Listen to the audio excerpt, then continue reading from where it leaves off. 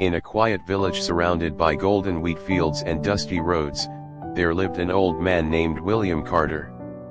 The villagers knew him as a hard-working farmer, a man of simple habits and deep thoughts. His house stood at the edge of the village, near an old oak tree that had been there longer than anyone could remember. William Carter was not alone. Living with him was his grandson, a bright-eyed 10-year-old boy named Ethan. Ethan was not like the other village children. His father had moved to America years ago in search of a better life, leaving Ethan in the care of his grandfather. Though money sometimes came from abroad, love did not travel as easily. So William made it his life's mission to fill Ethan's world with enough love for two parents.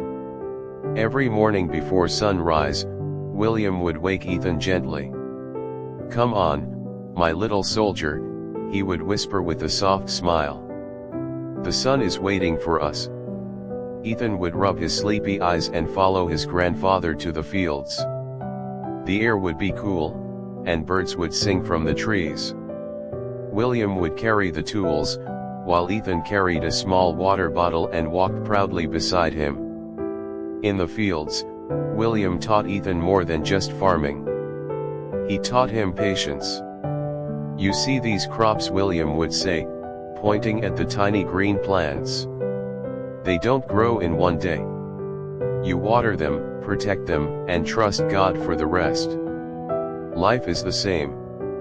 Ethan listened carefully to every word. To him, his grandfather was not just an old farmer.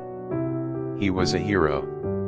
In the afternoons, when the work was done, they would sit under the old oak tree. William would tell stories of his youth, stories of bravery, friendship, and honesty.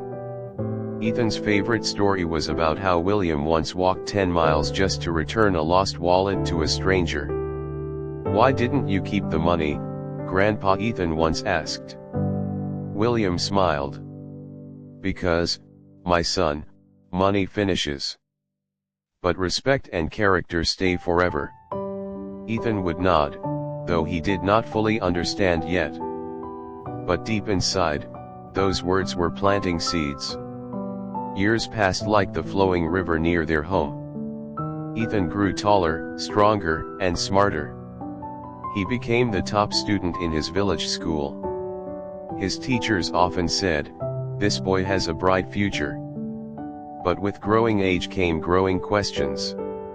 One evening, as they sat under the oak tree, Ethan asked quietly, "Grandpa, why didn't Dad take me with him?" William paused. The setting sun reflected in his tired eyes. "Your father wanted to build something first," he replied gently. "He thought it would be easier for you later." "Does he miss me?" Ethan's voice trembled. William placed his rough hand on Ethan's shoulder. "Every father misses his son. Sometimes life pushes us in different directions. But love stays."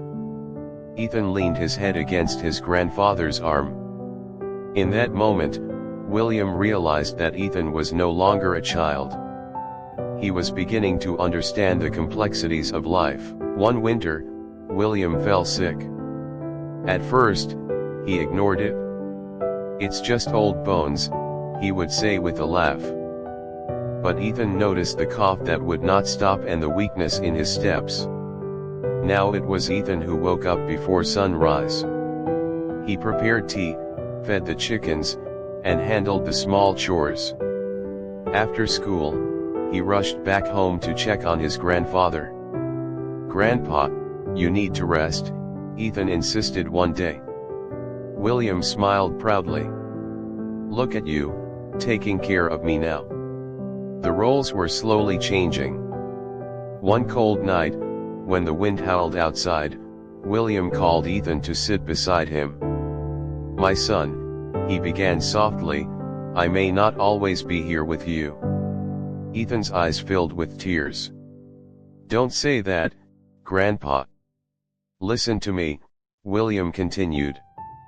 "I have given you whatever I could, my time, my lessons, my love. But the world outside this village is big. One day, you must go and build your own future. I don't want to leave you, Ethan whispered. William gently held his hand. Love does not depend on distance. It lives in your actions. If you become a good man, honest and kind, then I will always live through you. Those words carved themselves into Ethan's heart.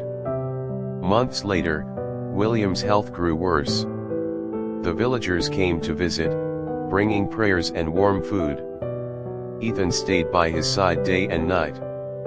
One peaceful morning, as sunlight entered the small room, William looked at Ethan one last time. Promise me, he said weakly, you will never forget where you came from. I promise, Grandpa, Ethan cried. With a soft smile, William Carter closed his eyes forever. The village felt empty without him. The fields seemed quieter. Even the old oak tree stood still, as if mourning. But Ethan did not break. He remembered every lesson, every story, every early morning in the fields. He studied harder than ever and earned a scholarship to a university in the city. The day he left the village, he stood under the oak tree one last time. I will make you proud, Grandpa, he whispered. Years passed again. Ethan became a successful agricultural engineer. Instead of forgetting his village, he returned with new ideas and modern techniques to help the farmers increase their crops. He built a small school in the village and named it William Carter Memorial School. The villagers often saw Ethan sitting under the same oak tree, smiling softly as if listening to invisible stories. One day, a small boy from the village asked him, Sir, why do you love this old tree so much? Ethan looked up at the wide branches and replied, Because this tree heard every lesson that made me who I am. The boy did not fully understand, just like Ethan once didn't. But someday, he would. And so, the love between a grandfather and a grandson continued not through words, not through presents, but through character,